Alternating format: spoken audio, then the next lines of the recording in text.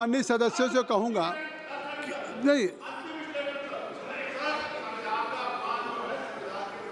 चलिए अब सभी माननीय सदस्य से कहूंगा कि हर विषय पे हर माननीय सदस्य को आज होने के बावजूद भी मौका नहीं दिया जा सकता, लेकिन सभी सदस्यों को समय समय पे मौका मिलता रहता है।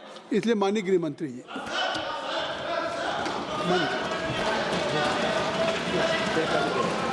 फिर बुलाएंगे। अरे ठीक है, चलो हम मान लो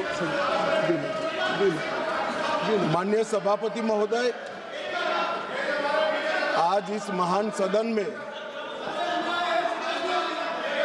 मैं लोकसभा स्पीकर के सामने जो अविश्वास प्रस्ताव आया है, इस पर मेरे विचार व्यक्त करने के लिए खड़ा हुआ हूं। मान्यवर, एक प्रकार से ये जो घटना है वो कोई सामान्य घटना नहीं है। करीब 4 दशक के बाद एक बार फिर से लोकसभा अध्यक्ष के सामने अविश्वास प्रस्ताव आया है और एक प्रकार से मैं ये भी कहना चाहता हूं कि संसदीय राजनीति और ये सदन दोनों के लिए ये अफसोसजनक घटना है, क्योंकि स्पीकर जो होते हैं वो किसी दल के नहीं होते, सदन के होते हैं और एक प्रकार से सदन के सभी सदस्यों के अधिकार के वो संरक्षक भी होते हैं। उनके सामने अविश्वास प्रस्ताव कोई साहजिक घटना नहीं है। फिर भी 10 घंटे तय हुए थे मान्यवर, 10 घंटे से ज्यादा चर्चा हुई है। लगभग 13 घंटे तक सदन इस पर दोनों पक्ष विपक्ष दोनों की ओर से चर्चा की और 42 से ज्यादा सांसदों ने इसमें हिस्सा लिया है। मान्यवर, मैं पूरे सदन को बताना चाहता हूं कि स्पीकर की नियुक्ति जब हुई, अभी के विद्यमान स्पीकर साहब की जब नियुक्ति हुई, तब दोनों दलों के नेता ने एक साथ उनको आसन पर बिठाने का काम किया। इसका मतलब है स्पीकर को अपने दायित्वों के निर्वहन के लिए पक्ष और प्रतिपक्ष दोनों ने एक प्रकार से मुक्त माहौल भी देना है और दायित्वों के निर्वहन के लिए उनका समर्थन भी करना है। मगर आज स्पीकर के निर्णय पर कोई असहमति तो व्यक्त हो सकती है, मगर लोकसभा के नियमों में स्पीकर के निर्णय को अंतिम माना गया है। मान्यवर, इससे विपरीत विपक्ष ने स्पीकर की निष्ठा पर सवालिया निशान खड़ा किया और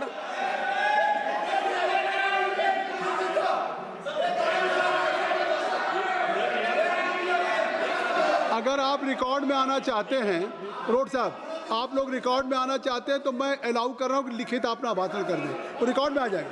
लिखित, आप लिखित भाषण दे दें, रिकॉर्ड में आ जाएगा। अभी जब तक गृह मंत्री जी बोल रहे हैं, आप लिखित दे देंगे। गृह मंत्री जी अब हो गई, आपको ले करने के लिए परमिशन दे दिया इंजीनियर साहब, ले कर दीजिए। ठीक है, बैठिए। राजकुमार हो गया भैया, सुन लिया, देख लिया सबने।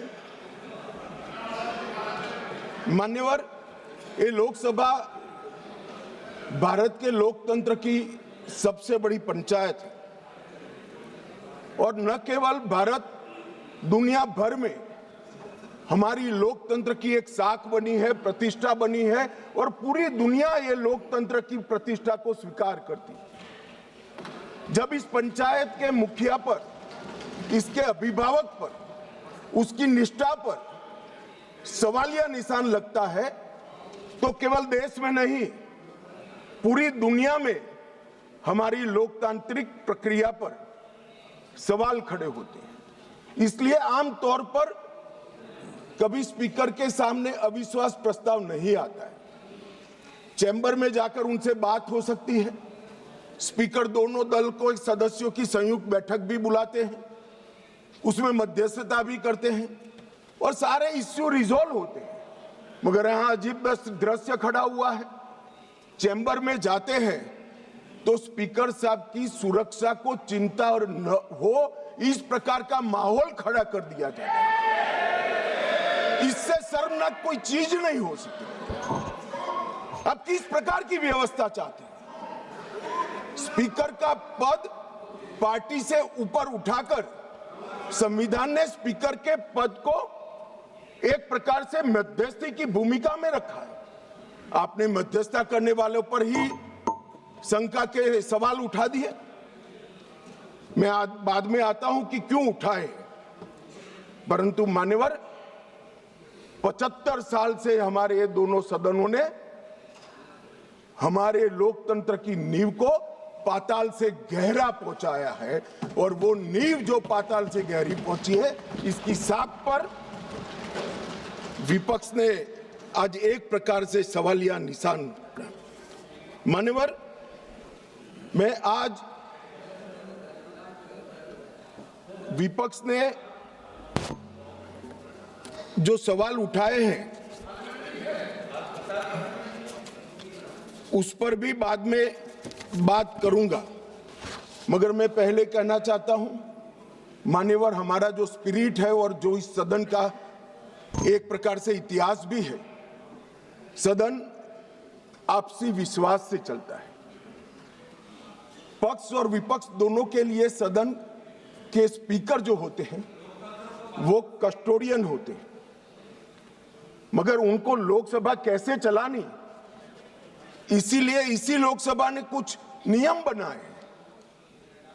हम हमारे अधिकार के लिए बात कर सकते हैं, हम भी कर सकते हैं, विपक्ष के मित्र भी कर सकते हैं, मगर ये सदन कोई मेला नहीं है।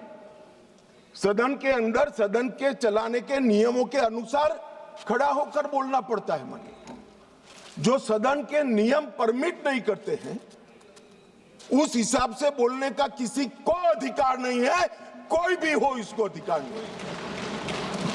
जब आप सदन के नियमों को, लोकसभा को चलाने के नियमों को नजरअंदाज करोगे तो स्पीकर का पवित्र दायित्व है कि कोई भी सदस्य हो इसको रोके, टोके और निकाल कर बाहर करे। माने, और ये जो अधिकार है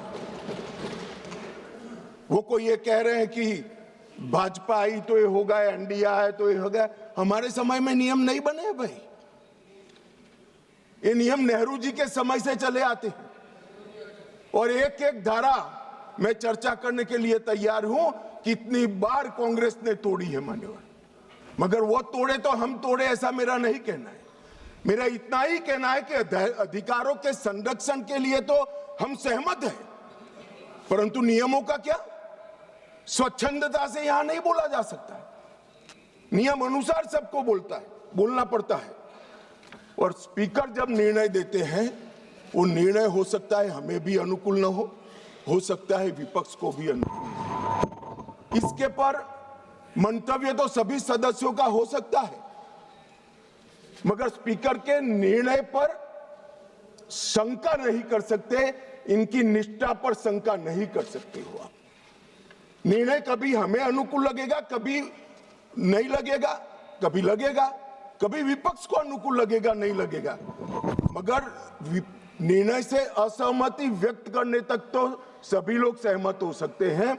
मगर विपक्ष अगर निर्णय की निष्ठा पर सवाल खड़ा करता है तो मान्यवर ये बहुत दुर्भाग्यपूर्ण है और निंदनीय भी है। इसकी घोर निंदा हम इस सदन में खड़ा रहकर करता हूं। मान्यवर, जब आप अध्यक्ष की निष्ठा पर सवाल करते हो तो आप अजीब प्रकार की स्थिति का निर्माण कर देते हो। जिसको मध्यस्थता करनी है, जिसका संरक्षण अभी लोकसभा के कार्यकाल की समाप्ति तक आपको मांगना है, उसके पर ही आप निष्ठा पर सवाल कर देते हो। मान्यवर, ये हमारी परंपरा, उच्च परंपराओं का निर्वहन करने के लिए ये बहुत अफसोसजनक घटना है। मान्यवर, मैं हमारे लोकतंत्र में अनेक बार परिवर्तन है। हमारी पार्टी की राजनीतिक यात्रा के जीवन में हम तो ज्यादातर वही बैठे हैं। बहुत कम समय है कि हम यहाँ बैठे, ज्यादातर तो कांग्रेस पार्टी और उनके साथी ही बैठे। हम भी विपक्ष में रहे, मगर 3 बार लोकसभा के स्पीकर पर अविश्वास का प्रस्ताव आया। भारतीय जनता पार्टी और एनडीए कभी विपक्ष के में रहते हुए लोकसभा स्पीकर पर अविश्वास का प्रस्ताव नहीं लाए। हमने रचनात्मक विरोध पक्ष के रूप में काम किया है। मान्य, हमने स्पीकर की पद को, गरिमा को संरक्षण करने का काम किया है और स्पीकर से हमारे कानूनी अधिकार, संवैधानिक अधिकारों के लिए संरक्षण की मांग भी करी है। हम कभी भी स्पीकर के सामने अविश्वास का प्रस्ताव लेकर नहीं आए। मान्यवर, अब तक 3 प्रस्ताव आए। 54 में जीवी मावलंकर जी के खिलाफ सोशलिस्ट पार्टी लेकर आई।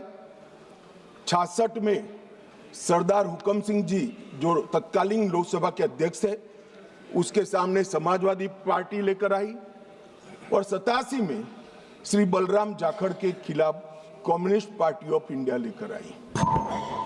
और ये सारे कमोबेश आज किसके साथ बैठे हैं? यूपीए में अंदर है। मान्यवर, एक घमंडिया गठबंधन के सदस्य हैं और आज कांग्रेस पार्टी लेकर आई है, सबने समर्थन किया है। कभी भी स्पीकर की निष्ठा पर आशंका नहीं करना चाहिए, ऐसा मेरी पार्टी का बहुत मजबूत और स्ट्रॉन्ग मत है, हमारी मान्यता है। और ये तीनों जो प्रस्ताव थे, ये ध्वनि मत से एक प्रकार से खारिज कर दिए। मान्यवर, आज जब मैं यहां खड़ा हुआ हूं तब राजनीतिक आरोप एक भी नहीं करूंगा। करे हुए राजनीतिक आरोपों का जवाब जरूर दूंगा, कस कर दूंगा, परंतु मैं राजनीतिक आरोप एक भी नहीं करूंगा। मान्यवर, हम सब स्पीकर के महत्व को जानते हैं। लोकसभा के अध्यक्ष विधायी न्यायशास्त्र के सर्वोच्च न्यायाधीश होते हैं। उनके कार्यवाही के बारे में करे हुए फैसलों में सर्वोच्च अदालत भी दखल नहीं कर सकती। मान्यवर, ये प्रोटेक्शन उनको संविधान ने दिया हुआ है और वो इसलिए दिया है कि स्पीकर निर्भीक रूप से अपना काम कर सके और अध्यक्ष का प्रथम कर्तव्य होता है कि व्यवस्था और शिष्टाचार को बनाए रखना। दूसरा कर्तव्य है सभी को मौका देना और न्यायपूर्ण व्यवहार करना। परंतु प्रथम कर्तव्य क्या बताया गया? प्रथम कर्तव्य बताया गया कि यहां पर व्यवस्था और शिष्टाचार बता देना, बनाए रखना। अब शिष्टाचार क्या होता है?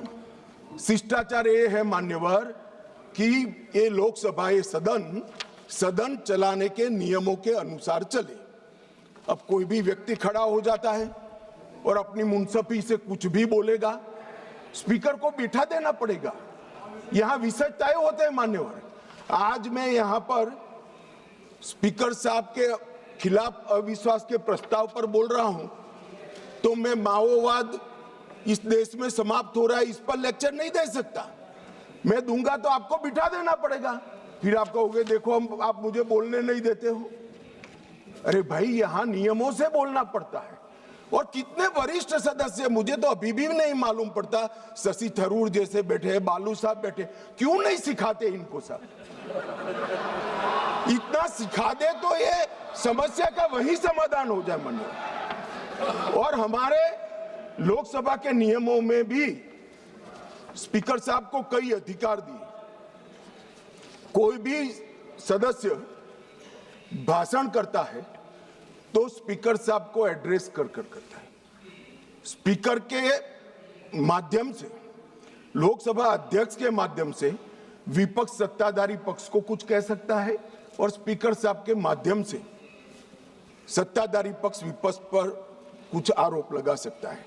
लोकसभा के नियम 351 में 374 अव्यवस्था, अनुशासनहीनता की स्थिति में स्पीकर को चेतावनी करने का अधिकार है, नामित करने का अधिकार है, निष्कासन करने का अधिकार है और निलंबित करने का भी अधिकार है। मुझे बताइए साहब, सभी सदस्य इस बात पर सहमति व्यक्त करेंगे कि वेल में आकर कागज फाड़कर स्पीकर की चेयर पर फेंकना आप असहाय बना देना चाहते हो स्पीकर साहब को? किस प्रकार से सदन चलाएंगे? सदन किस प्रकार से चलाएंगे? टेबल पर नाचते हैं। मैं समझ रहा हूं साहब, किसी के एडवाइजर एक्टिविस्ट हो सकते हैं, किसी के एडवाइजर आंदोलनकारी हो सकते हैं, मगर आंदोलन और एक्टिविस्ट को सदन में सदन के नियमों के अनुसार ही चलना पड़ेगा, क्योंकि यहां पर नियम बनाए गए। नियम 375 के तहत गंभीर अव्यवस्था की स्थिति में सदन को स्थगित करना होता है। मान्यवर, आप किसी को बोलने ही नहीं दोगे। कितने भी बड़े महत्वपूर्ण मुद्दे हो, खड़े होकर आप विरोध करते रहोगे और प्रधानमंत्री जी की चेयर तक सारे महिला सांसद एकत्रित होकर आ जाएंगे। ये मैं नहीं मानता किसी भी प्रकार से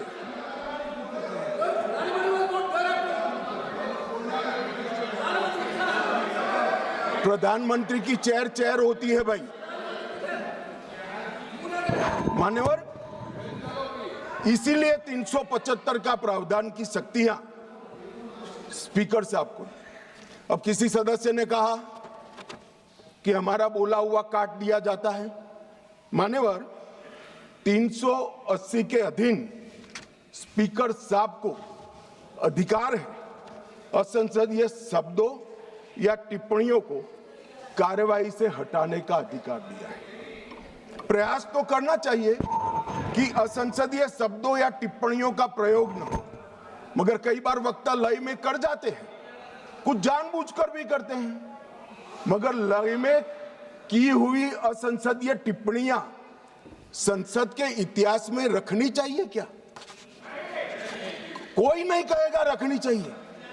असंसदीय टिप्पणियां संसद के इतिहास में रखने से आने वाले दिन के सांसद भी यही संस्कार लेकर जाएंगे। जब व्यवधान आता है और हटा दिया जाता है तो वो अपने आप, मैंने भी पढ़ा है विधानसभा में जब पहली बार विधायक बना कि क्या हटा दिया, तो मालूम पड़ता है कि ये शब्द हटा दिया जो असंसदीय है, मुझे नहीं बोलना है। मगर यहां तो आग्रह है कि हम कोई भी भाषा का प्रयोग करें, इसको रखने दीजिए। ऐसे सदन नहीं चलता। ये सदन के असंसदीय शब्दों का लिस्ट कोई एक कार्यकाल में नहीं बना है मान्यवर। असंसदीय शब्दों का लिस्ट जब से सदन का अस्तित्व आया तब से लेकर आज तक इस उच्च शासन पर बैठे हुए अनेक महानुभावों के बनाते बनाते बना है, और वो सबको बाध्यकारी, हमें भी है और विपक्ष को भी है। अगर आप कहते हैं कि सदन चलाने के नियम और असंसदीय शब्दों का लिस्ट हमें बाध्यकारी नहीं है, तो ऐसा नहीं होगा। आपको अधिकार दिया है, संविधान ने अधिकार दिया है मगर कोई विशेषाधिकार नहीं दिया है। इमरजेंसी नहीं है भैया, कोई विशेषाधिकार नहीं है।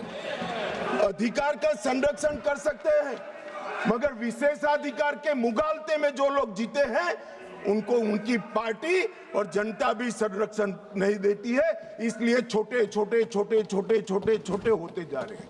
मान्यवर, लोकसभा स्पीकर, उनके अध्यक्ष, उनका महत्व सदन, देश और अंतर्राष्ट्रीय स्तर पर है।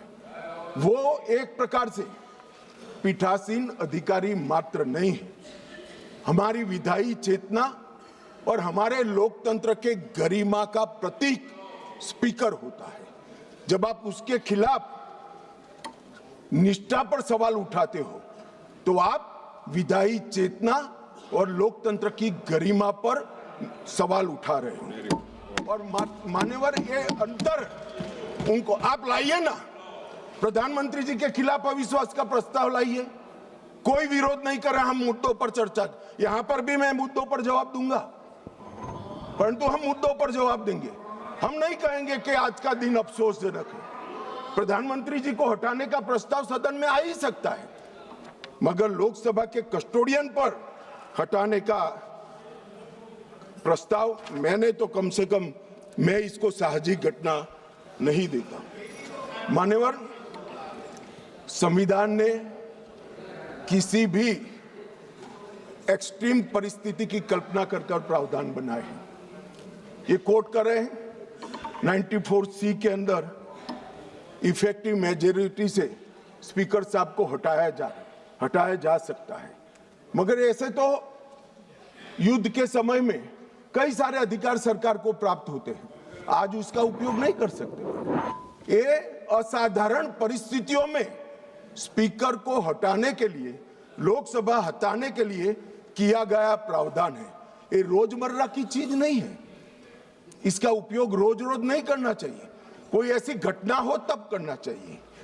मान्यवर, अनुच्छेद 96 के तहत अध्यक्ष को हटाने का प्रस्ताव जब विचाराधीन हो तब संबंधित पीठासीन अधिकारियों अध्यक्ष की सदन की अध्यक्षता नहीं करेंगे। क्या हुआ, पहले 3 बार आया, मैंने कहा तीनों बार प्रस्ताव कांग्रेस पार्टी सत्ता में थी तब आए, हम नहीं लाए थे मगर आए। तीनों वक्त ये परंपरा रही कि जब स्पीकर की पर अविश्वास की प्रस्ताव की चर्चा होगी तब स्पीकर साहब इस स्थान पर आसन ग्रहण नहीं करेंगे, तीनों बार। मगर 14 दिन तक सबने अध्यक्षता करी। एकमात्र स्पीकर श्री ओम बिरला है जिन्होंने मॉरल ग्राउंड पर, जब से उन्होंने इसको नामित किया तब से नहीं। और ये हमें मॉरल ग्राउंड सिखा रहे हैं। बिरला साहब को मॉरल ग्राउंड मत सिखाइए। जब आपकी बारी थी, आपकी पार्टी से चुने हुए संसद सदस्य स्पीकर बने थे और आप पार्टी में थे, तब सब बैठे थे, बिरला साहब नहीं बैठे। मान्यवर, उनको मत देने का अधिकार नहीं, तो वो तो बैठे ही नहीं है, तो मत कहां से देंगे। चर्चा में भाग लेने का अधिकार है, मगर वो बैठेंगे ही नहीं तो चर्चा में कहां। अब इससे उच्च मॉरल ग्राउंड कोई हो नहीं सकता। मान्यवर, इसकी प्रशंसा करने की जगह इसकी निंदा करें। मान्यवर, 94C के तहत अध्यक्ष को केवल असाधारण और गंभीर परिस्थितियों में हटाया जा सकता है, और वहां पर रूटीन प्रोसीजर नहीं रखी।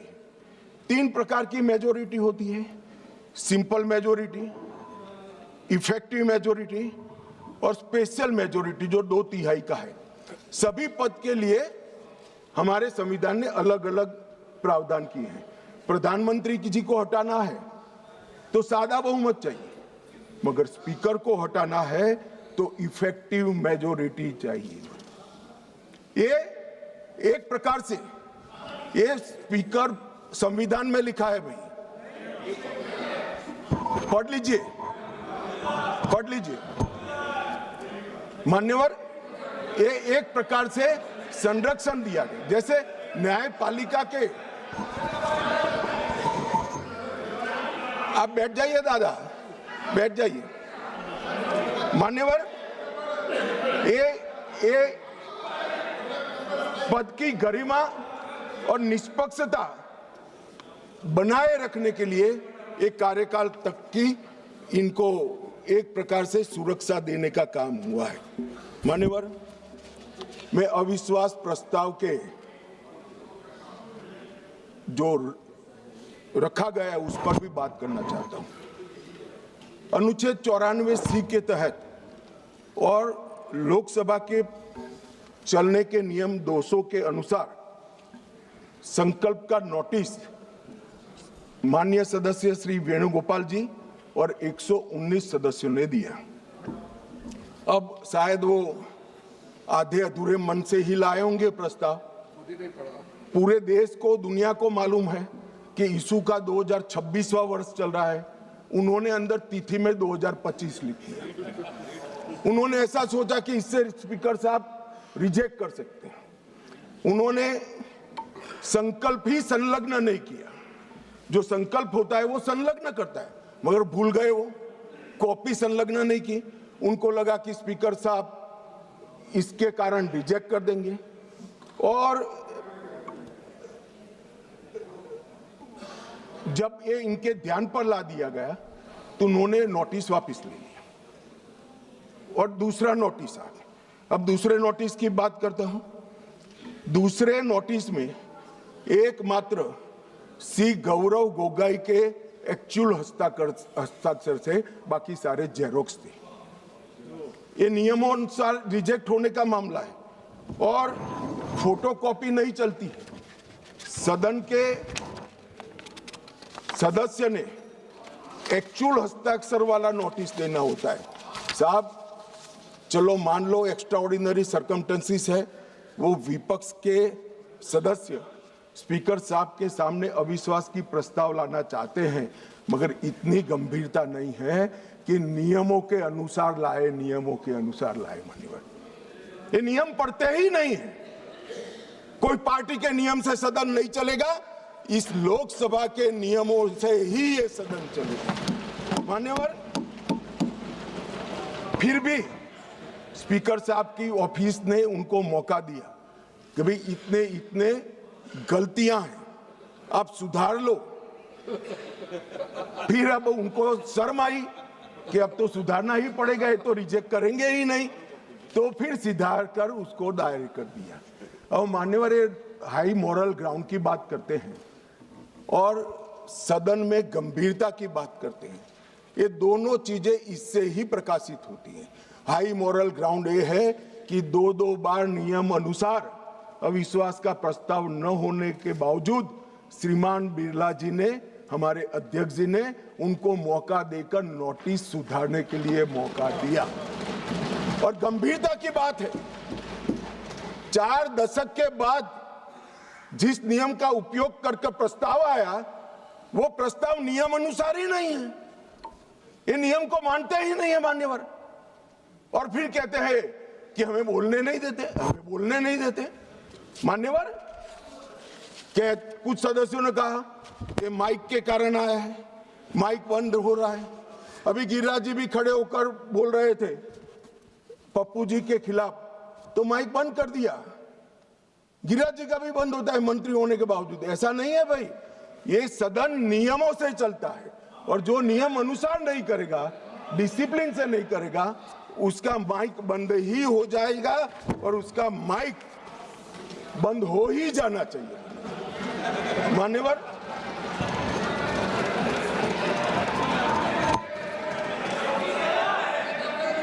मान्यवर, उन्होंने नोटिस दिया, अंतराल के बाद सदन फिर से शुरू हुआ। 9 तारीख को 14 दिन समाप्त हो गए। अब वो प्रस्ताव किसका था? तो विपक्ष का था। हम तो तैयारी कर आए थे, स्पीकर साहब चेयर पर भी नहीं बैठे। उनके खुद के प्रस्ताव के प्रति भी वो गंभीर नहीं है। जिस दिन उनका लाया हुआ प्रस्ताव, जो 4 दशक के बाद रूल्स का उपयोग कर लाए थे, वो प्रस्ताव की चर्चा करने की जगह उन्होंने सदन को बिखेर देने का काम किया। इससे ज्यादा शर्मनाक घटना कोई नहीं हो सकती। आपके खुद के प्रस्ताव पर आप चर्चा नहीं करना चाहते हो और फिर कहोगे हमें बोलने नहीं देते। बिजनेस एडवाइजरी कमेटी ने सबकी सहमति से 9 तारीख मुकर्रर की थी मान्यवर, वो भी बैठे थे। हम सबको मालूम है बोलने के विषय बिजनेस एडवाइजरी कमेटी तय करती है, सदन का बिजनेस एडवाइजरी कमेटी करती। आपकी सहमति से 9 तारीख को आया और ये इससे सहमत नहीं, सदन को डिस्पर्स कर लिए मान्यवर। और मैंने तो साहब ये कितनी गंभीरता है मैं बताता हूं। इन्होंने पूरे भाषण मैंने ध्यानपूर्वक पढ़े भी है, सुने भी है मान्यवर। 80% से ज्यादा भाषण स्पीकर के कंडक्ट पर नहीं है, सरकार का विरोध करने के लिए। अरे भले आदमी, सरकार का विरोध करने के लिए ढेर सारी धाराएं हैं, ढेर सारे नियम हैं। आप सरकार का विरोध करने के लिए आज लोकतंत्र के गरिमा का प्रतीक लोकसभा स्पीकर पर आप सवालिया निशान देते। मान्यवर, कल भी कहा कि कैसे हुआ। मान्यवर, तीनों बार लोकसभा के स्पीकर के खिलाफ जब अविश्वास प्रस्ताव आया, डेप्यूटी स्पीकर ने इसको संचालित किया।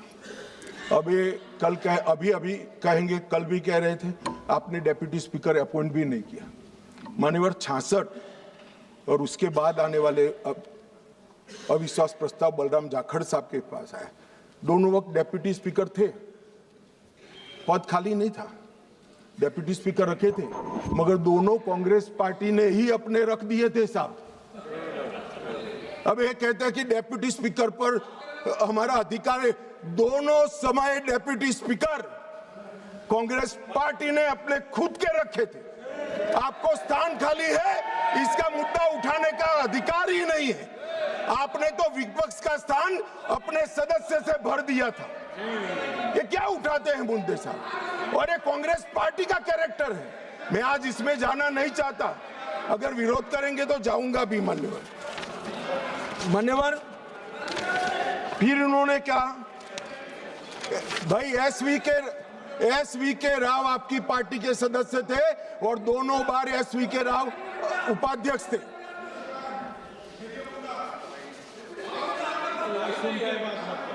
भैया 54 एक मिनट बैठ जाओ। 1954 उपाध्यक्ष श्री एम अनंतशयनम अयंगर कांग्रेस पार्टी के थे। 1966 एसवी के राव उपाध्यक्ष, वो भी कांग्रेस पार्टी के थे। आप तो विपक्ष को इसका भी, हमने तो कम से कम खाली रखा है आपके लिए, आपने तो खाली भी नहीं रखा, सत्ताधारी पार्टी से ही भर दिया।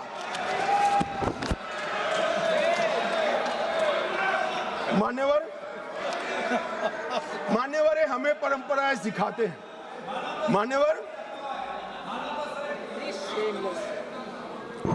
मान्यवर, मैं विद्यमान लोकसभा स्पीकर साहब के लिए भी कुछ जरूर कहना चाहता हूं। 16वीं लोकसभा में 331 बैठकें थी, 17वीं लोकसभा में 274 और 25 तक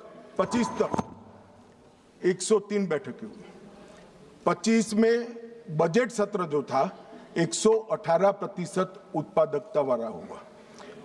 इंदिरा गांधी जी के समय से अब तक एवरेज उत्पादकता 16वीं लोकसभा की 91%, 17वीं की 91% और 18वीं की इतने डिस्टर्बेंस के बावजूद भी 91% रही है।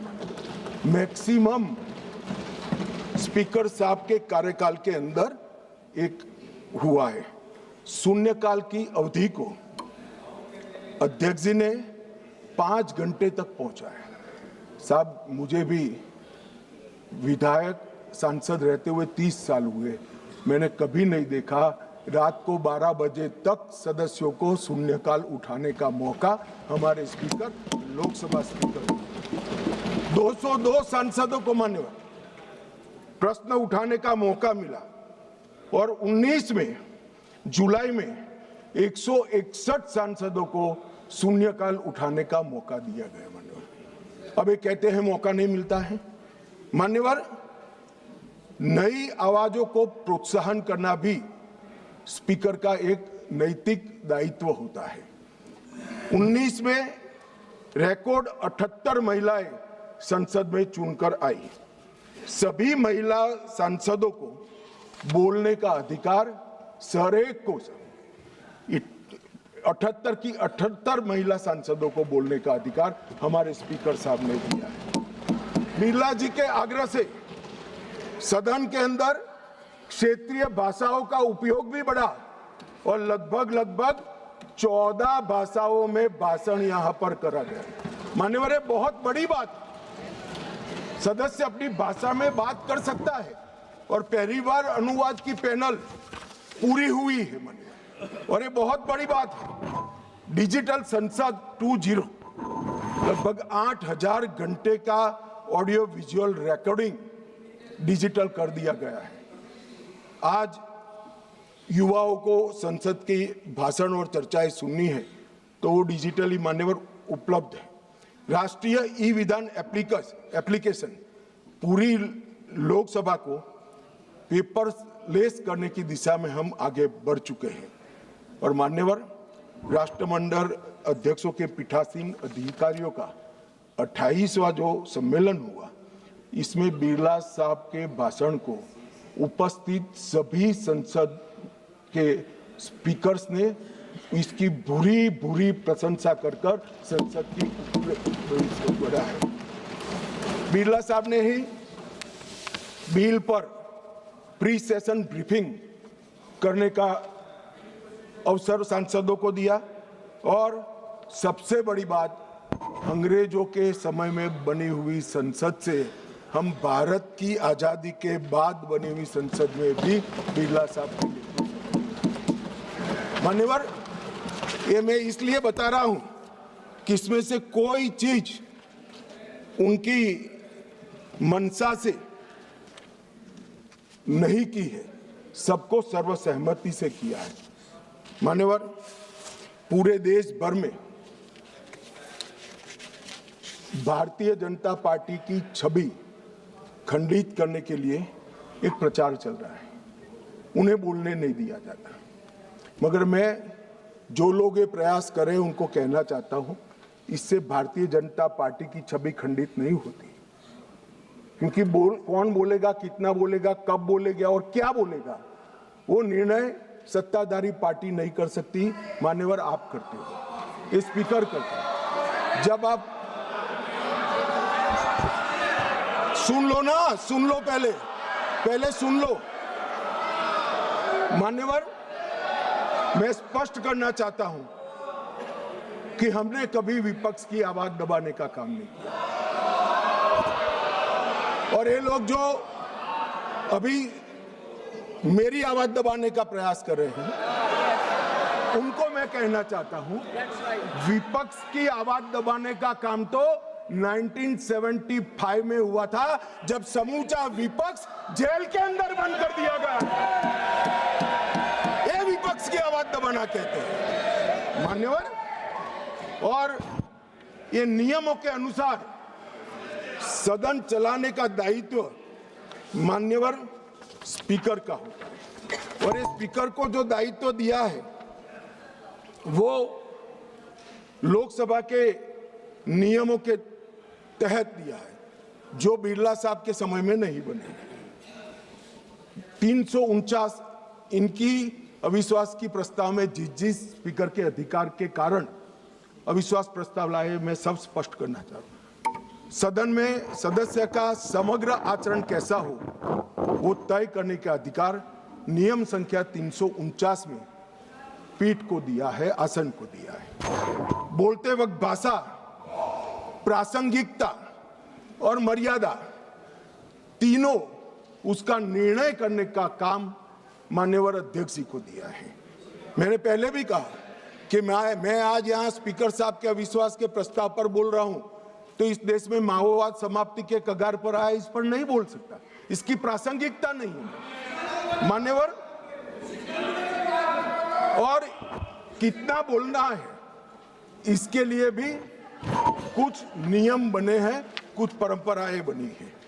और मान्यवर, ये जो कहते हैं, मैं आज कांग्रेस पार्टी को थोड़ा बताना चाहता हूं। मान्यवर, 70वीं लोकसभा कांग्रेस पार्टी को 157 घंटे और 55 मिनट का समय दिया गया, जबकि उनके 52 सदस्य थे।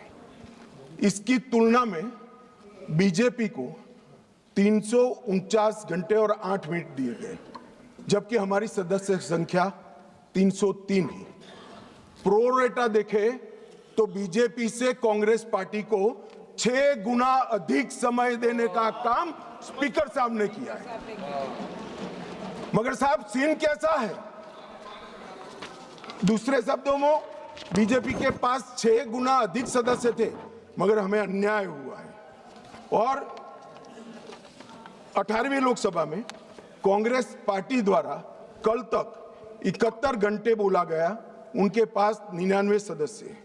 और भारतीय जनता पार्टी को 71 बनाम 122 घंटे मिले हैं, जबकि हमारे 239 सदस्य हैं। तो एक प्रकार से इसमें भी 18वीं लोकसभा में भी कांग्रेस को भाजपा से 2 गुना समय।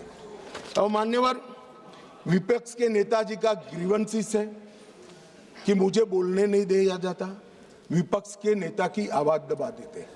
अब मान्यवर, मैं उनको पूछना चाहता हूं, कांग्रेस पार्टी में 157 घंटा 55 मिनट बोला गया, वो कौन बोलेगा, वो तय कौन करेगा? स्पीकर करेंगे क्या? नहीं, वो तय आपको करना है, विपक्ष के नेता ने करना है।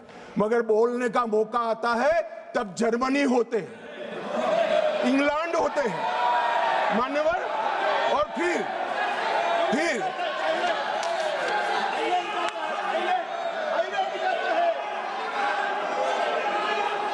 मान्यवर फिर कंप्लेन करते हैं।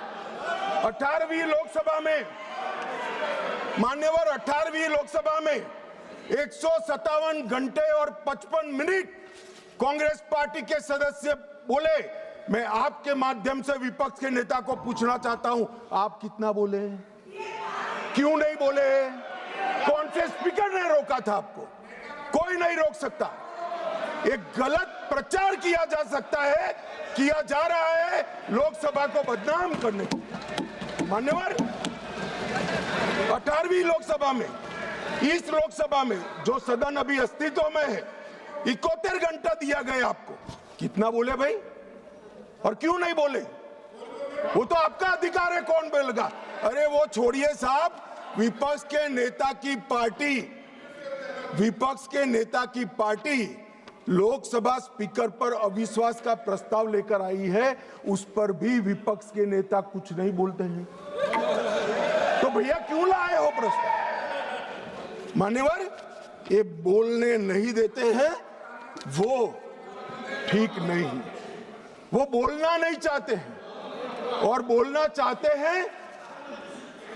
चाहते हैं तो नियम अनुसार बोलना नहीं आता है।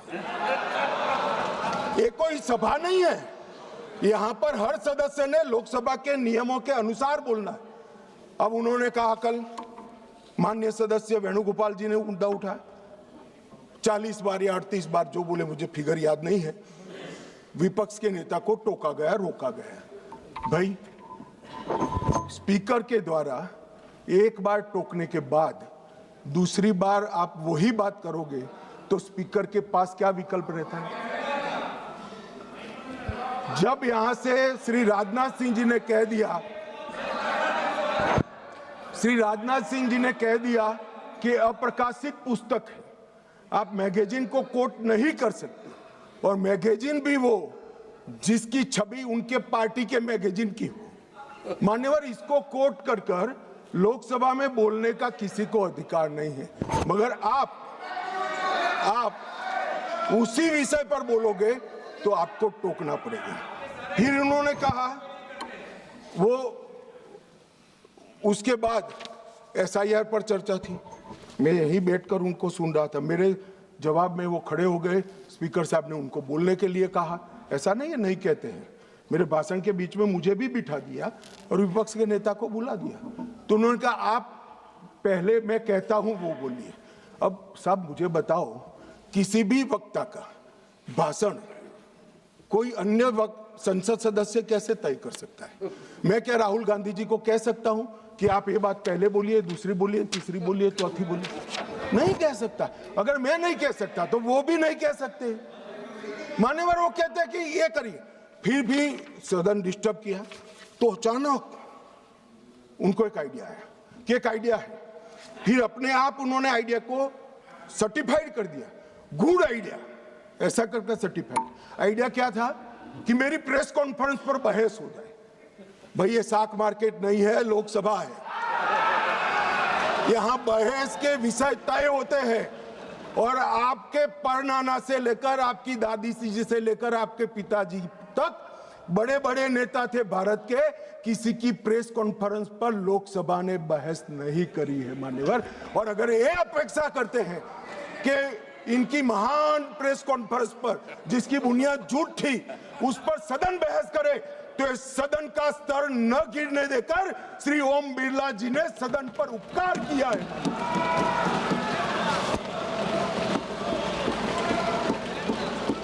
और मान्यवर, मैं सिर्फ इस सदन की बात नहीं करता। 70वीं लोकसभा में विपक्ष को 40% समय दिया गया, समूचे विपक्ष को, जो प्रोरेटा से 2.5% ज्यादा है। मेंशन ऑफ थैंक्स में विपक्ष को 34% समय दिया गया और 18वीं लोकसभा में 45% और शून्यकाल में विपक्ष की भागीदारी मान्यवर 55% रही है, 55%। और ये कहते हैं कि हमें बोलने नहीं देते। मान्यवर, किसको बोलना, किसको बोलना, किसको बोलना, वो अधिकार उस दल के नेता का है। जब आप स्वयं बोलना नहीं चाहते हैं, कोई आपको कैसे बुला सकता है? आप स्वयं बोल, इतने घंटों में आप जब भी चाहे बोल सकते थे, मगर भाई बोलना तो ये अविश्वास प्रस्ताव आने के बाद भी नियम अनुसार ही बोलना पड़ेगा। और अगर नियम की समझ नहीं है तो 2 सीनियर सांसदों से किसी को भी समझना पड़ेगा। मान्यवर, इसके अलावे किसी को नियम तोड़कर बोलने की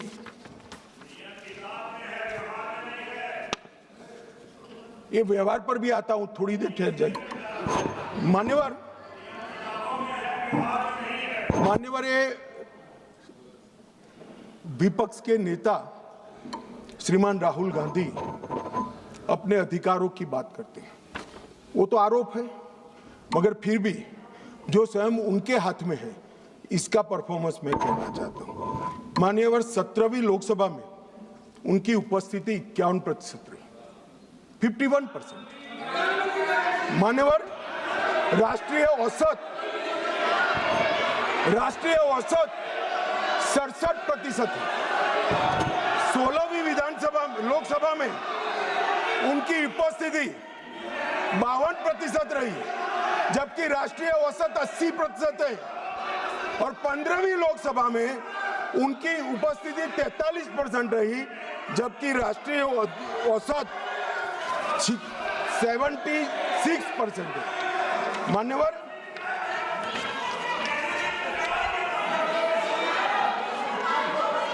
ये तो सब ऑन रिकॉर्ड है ना। मान्यवर, ये मुझे बोलने नहीं देते। देखिए, देखो साहब, ये मुझे बोलने नहीं देते। जब तक यील्ड नहीं करेंगे आप लोग नहीं। देखिए, केसी वेणुगोपाल जी, गृह मंत्री जी जो कह रहे हैं अटेंडेंस पे, वो सब मेंबर्स का रिकॉर्ड पे है। वो अगर उसमें कोई गलत हो, अगर कोई गलत बात कही हो कि नहीं इनका अटेंडेंस ज़्यादा है, एवरेज से ज़्यादा है, तो वो बात आप खड़ा करिए, उस बात पे आप कहिए क्या कहना चाहते हैं।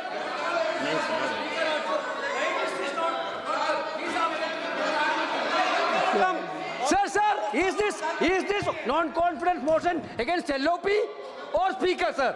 नहीं I thought that Home Minister is talking about the non-confidence He is motion quite against aware. LOP. He is quite Complaint aware. against LOP. No, he is Sir, quite this aware is that non-confidence motion against there Speaker. is no confidence Not against motion LOP. against the Speaker, and it has been brought by your Congress party.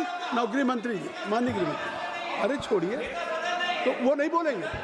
नहीं, गृह मंत्री जी अगर गृह मंत्री जी बता रहे हैं कि क्या अटेंडेंस है उनकी, तो वो बात करेक्ट है, फैक्चुअल है गृह मंत्री जी। अब आप माननीय अध्यक्ष जी, 16वीं लोकसभा में 2014, 15, 17 और 18 एक भी राष्ट्रपति के अभिभाषण के धन्यवाद पर इन्होंने हिस्सा नहीं लिया। 16वीं लोकसभा में पूरी लोकसभा बजट पर की एक भी चर्चा में इन्होंने हिस्सा नहीं लिया मान्यवर। और एक भी, सुनो, आप सुनना पड़ेगा, एक भी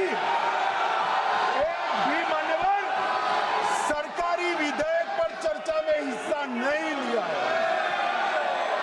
ये कहते हैं हमें बोलने नहीं देते मान्यवर। 16वीं लोकसभा में और 17वीं लोकसभा में 19, 20 और 21 राष्ट्रपति अभिभाषण पर हिस्सा नहीं लिया।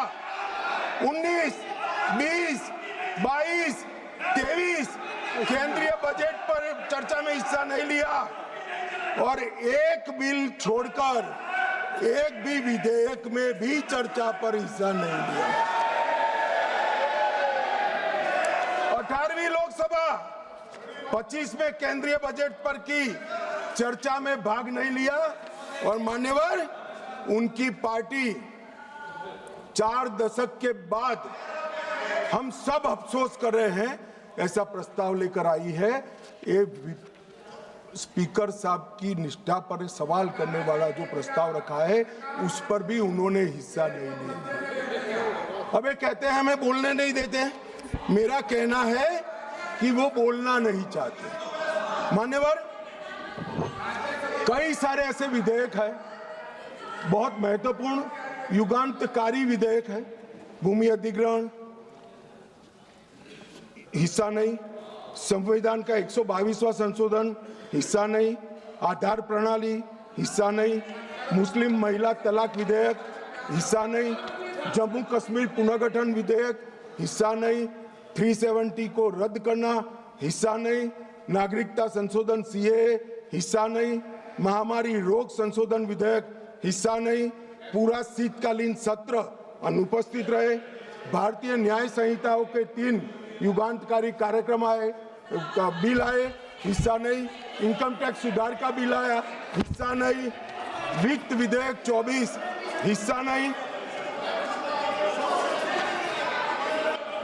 वक्फ संशोधन बिल हिस्सा नहीं, वंदे मातरम 150 साल की चर्चा हिस्सा नहीं और कैप्टन शुभांशु शुक्ला पर अभिनंदन प्रस्ताव में भी हिस्सा नहीं।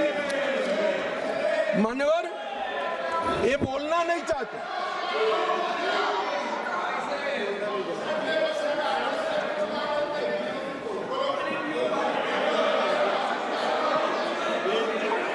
आप बैठ जाए। दादा ममता दीदी टिकट काट देगी, बैठ जाओ। बैठ जाओ, स्वागत है बैठ जाओ। मान्यवर अब मैं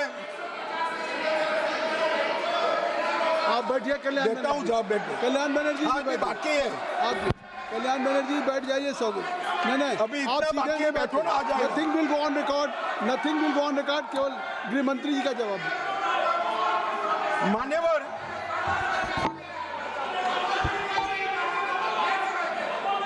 आप गृह मंत्री जी जवाब दें। गृह मंत्री जी आप जवाब दें। मान्यवर राहुल गांधी जी माननीय विपक्ष के नेता, कांग्रेस पार्टी के भी बड़े नेता, हो सकता है कि अपनी पार्टी के प्रचार के लिए अपने पार्टी के प्रचार के लिए उनको देश भर में कहीं पर भी जाना पड़ता है और उस वक्त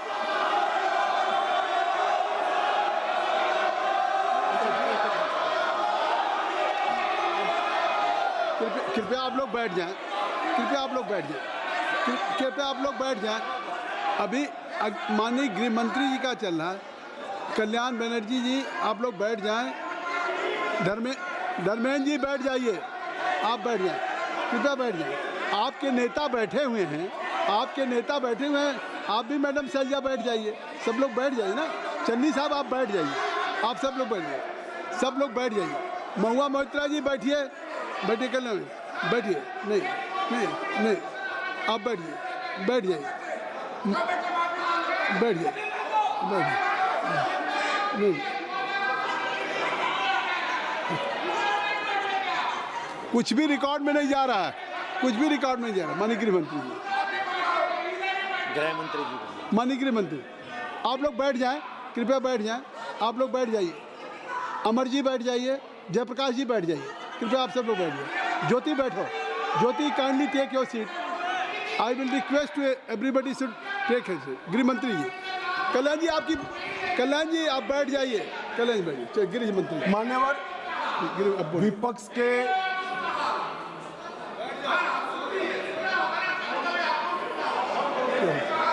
मान्यवर विपक्ष के नेता राहुल गांधी जी कांग्रेस पार्टी के भी बड़े नेता हैं। कई बार सार्वजनिक जीवन में ऑब्जर्व किया जाता है, लोकसभा चलती हो और पार्टी के बड़े कार्यक्रम लगते हैं, चुनाव लगता है और वरिष्ठ नेताओं को, जनता को अपनी पार्टी के विचार बताने के लिए, अपने प्रचार के लिए जाना पड़ता है। बहुत स्वाभाविक घटना है, सिर्फ राहुल जी के साथ नहीं हुआ, अनेक नेताओं के पास। मगर इसमें रसप्रद ये है कि यहां नहीं थे तो कहां थे। मान्यवर शीतकालीन सत्र 2025 वो जर्मनी की यात्रा पर थे। बजट सत्र 25 वियतनाम की यात्रा पर थे। बजट सत्र 23 इंग्लैंड की यात्रा पर थे। बजट सत्र 18 सिंगापुर और मलेशिया की यात्रा पर थे। मॉनसून सत्र 20 विदेश यात्रा पर थे। बजट सत्र 15 इसमें से 60 दिन विदेश यात्रा में रहे। अब सब एक भयंकर कोइंसिडेंट है। जब भी बजट सत्र आता है या महत्वपूर्ण सत्र आता है, उनकी विदेश यात्रा लग जाती है और फिर कहते हैं हमें बोलने नहीं देते। भाई विदेश से सदन में कैसे बोलोगे बताओ भाई, कोई मुझे समझा दे। मान्यवर, जो आदमी जर्मनी में है, इंग्लैंड में है, सिंगापुर में है, वो यहाँ कैसे बोलेगा? यहाँ वीडियो कॉन्फ्रेंस का कोई प्रावधान नहीं है मान्यवर, वरना तो वीडियो कॉन्फ्रेंस से भी उनको बुलवा देते। और मान्यवर, आज जब विपक्ष स्पीकर साहब के कंडक्ट पर सवाल खड़ा कर रहा है, कंडक्ट सिर्फ स्पीकर का नहीं देखा जाता, ये सदन पक्ष, प्रतिपक्ष और स्पीकर और माननीय राष्ट्रपति महोदय, ये सब मिलकर सदन बनता है। तो स्पीकर के कंडक्ट की टीका कर रहे हो, आपके कंडक्ट पर भी तो कभी बात करो। ये क्या हुआ मान्यवर? यहां पर ट्रेजरी बैंक पर प्रधानमंत्री बैठे हैं, दौड़ के आकर गले लग जाना, ऐसा कभी नहीं हुआ मान्यवर। कभी ऐसा नहीं हुआ कि सत्ताधारी पक्ष के सदस्यों के सामने फ्लाइंग किस करोगे। कभी ऐसा नहीं हुआ सदन में आंख मटकाओगे मान्यवर। मुझे तो बोलने में मान्यवर, ये कंडक्ट जो है, ये कंडक्ट जो है वो स्पीकर साहब के कंडक्ट पर सवाल उठा रहे हैं। मैं इनको पूछना चाहता हूं, एक मिनट माननीय गृह मंत्री जी, माननीय गृह मंत्री जी, गृह मंत्री जी, माननीय गृह मंत्री जी, एक मिनट।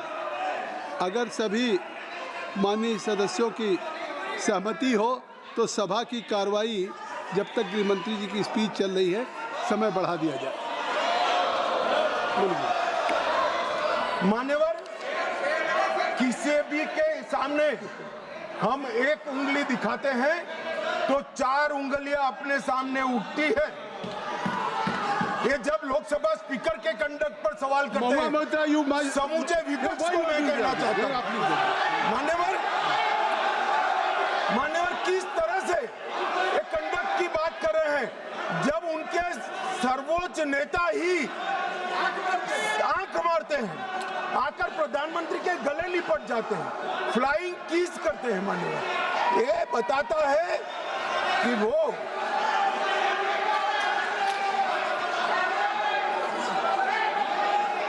provoking.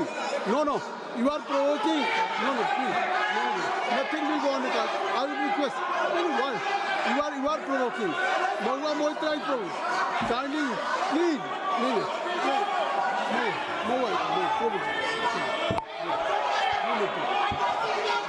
मान्यवर मेरा कोई शब्द संसद प्रणालिका के अनुकूल नहीं है तो इसको आप हटा सकते हैं।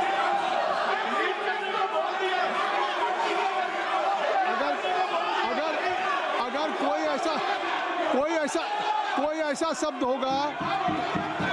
शब्द होगा तो उसको मैं कार्रवाई में देख लूंगा। कोई शब्द होगा तो उसको कार्रवाई में देख लूंगा। चलिए मैं कार्रवाई में देख लूंगा। मैं देख लूंगा। माननीय गृह मंत्री जी, माननीय गृह मंत्री जी,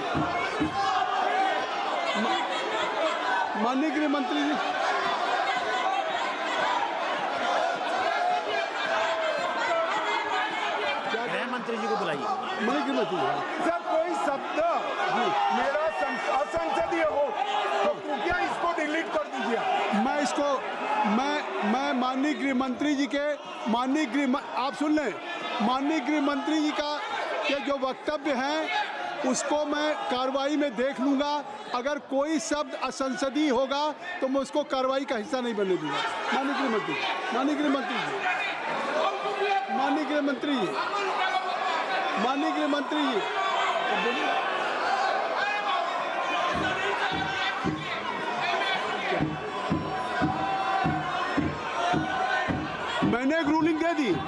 मैंने एक ruling they the Jyoti, I have already given A ruling. देखिए मैंने कह दिया माननीय गृह मंत्री जी के अगर जो जवाब है उनका वक्तव्य है उसमें कोई भी अनपार्लियामेंट्री वर्ड्स होगा तो I will look into it and that will be explained. I have given promise, this is my ruling. आप जानबूझ करके सदन की कार्रवाई न करें। नहीं, नो, ये नहीं। आप सुनने का धैर्य रखिए। आपने इतनी बातें कही नहीं, you have spoken, I think so you have made a lot of charges against the government. नहीं, in your speech Gaurav Gogoi also he has spoken against the government.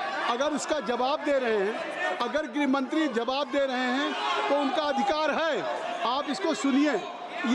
यही तो कह रहे हैं। नहीं, सदन नियमों से चलेगा, सदन परंपराओं से चलेगा। नहीं, आखिर आप बोले, आपको किसी ने डिस्टर्ब नहीं किया। गौरव जी मेरी रिक्वेस्ट सुन लें, आप ज्योति चलो, मैं कह रहा हूँ आप कृपया चलें। जब मैं कह रहा हूँ कि धर्मेंद्र जी, गौरव जी, आखिर आप लोगों ने इस अविश्वास प्रस्ताव पे, मोशन पे आपने हर दल के लोगों ने जो बातें हुई, अविश्वास के साथ साथ सरकार के खिलाफ भी आपने कहा, सरकार के ऊपर आरोप लगाया, प्रधानमंत्री पे आरोप लगाया आपने सरकार। तो अगर अब गृह मंत्री जी सरकार की तरफ से जवाब दे रहे हैं तो उनको पूरा अवसर है, क्योंकि आपने अगर आरोप लगाए हैं, आपने कंडक्ट से हट करके केवल स्पीकर के उस टेक्स्ट तक नहीं थे। Jyoti madam, Jyoti, your most of the speaker they have level charges against. और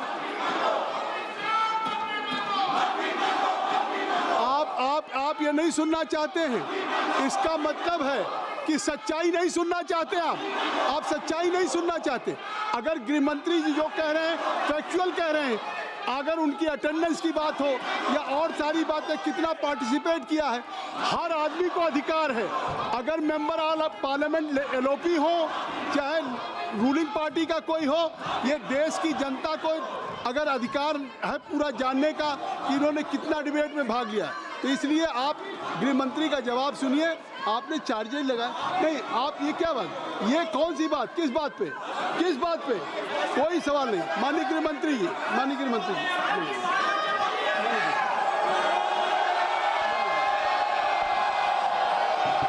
nothing will go on record. Nothing will go on record.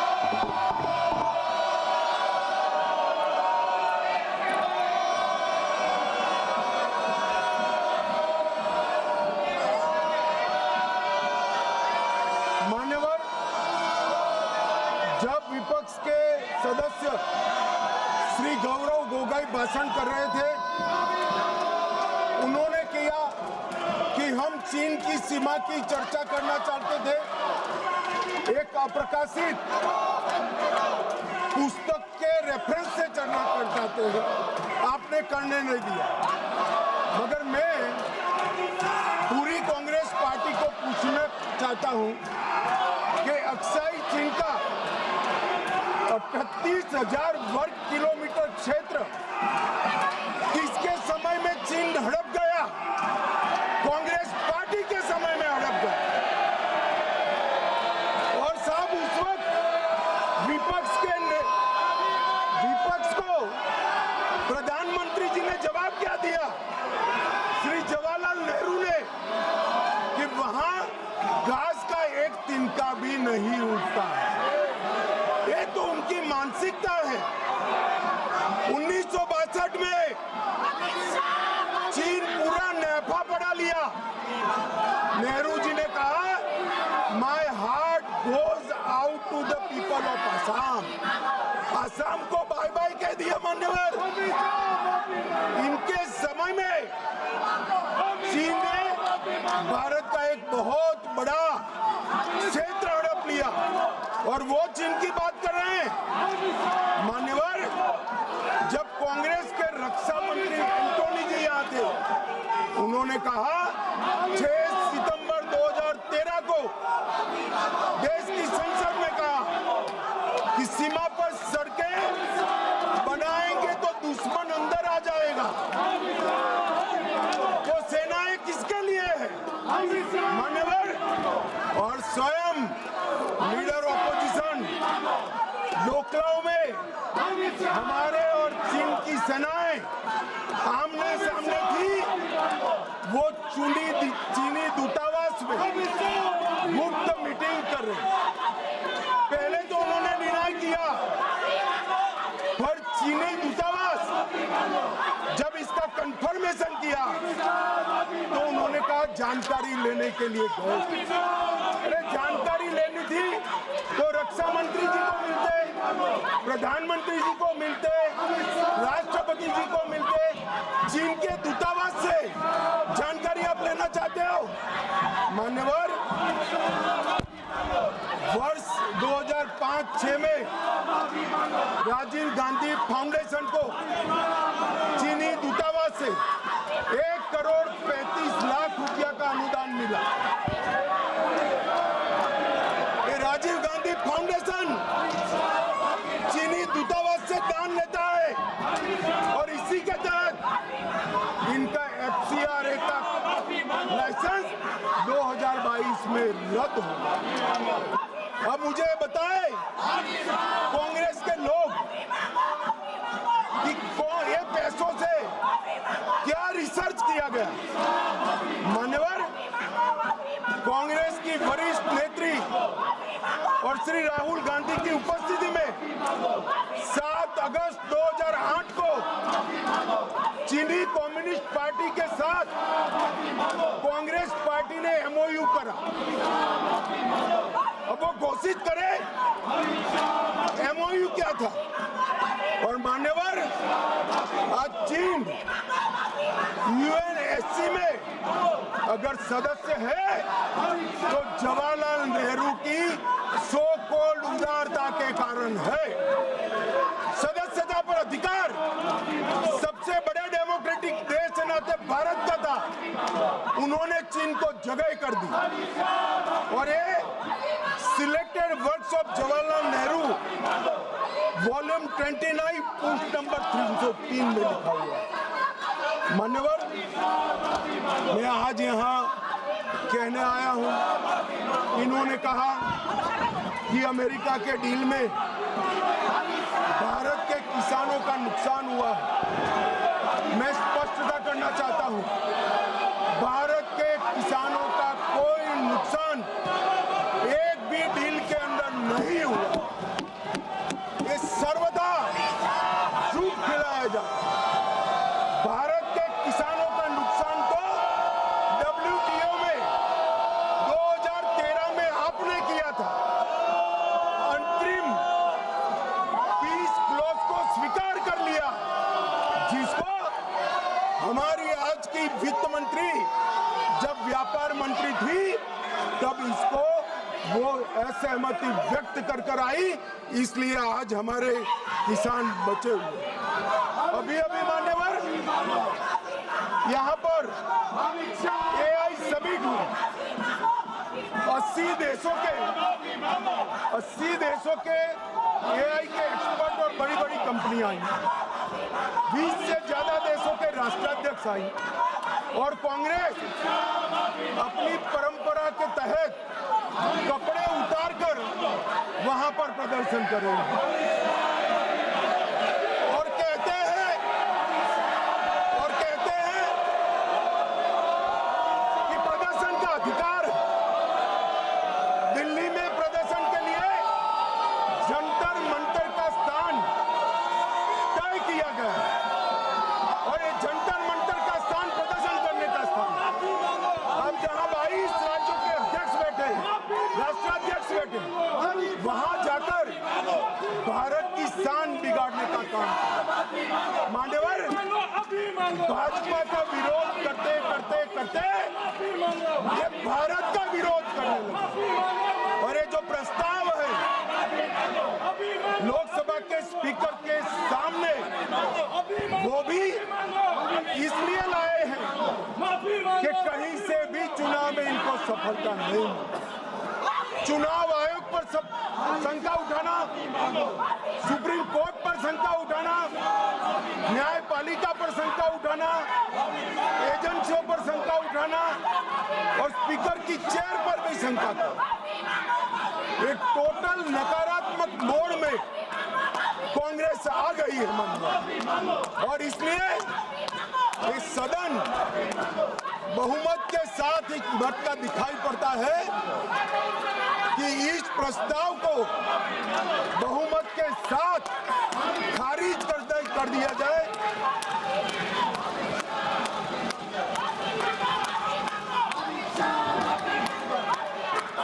सारा खारिज कर दिया जाए और स्पीकर के पद की गरिमा को पुनः प्रस्तावित कर बिरला जी के नेतृत्व में ही ये सदन 24 तक इस लोकसभा के अंत तक चले, ऐसी मेरी सभी सदस्यों से विनम्र प्रार्थना है। धन्यवाद। श्री मोहम्मद जावेद साहब।